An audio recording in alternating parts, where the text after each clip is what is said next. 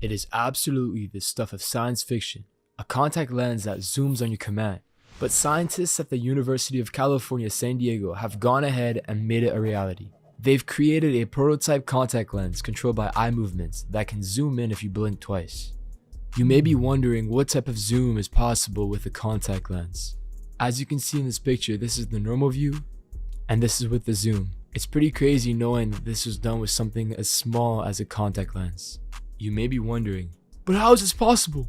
We measured the electrooculographic signals generated when eyes make specific movements, up, down, left, right, blink, double blink. And they created a soft biomimetic lens that responds directly to those electric impulses. The lens created was able to change its focal length depending on the signals generated. You may be wondering, well, why would you even create that? Well, why not?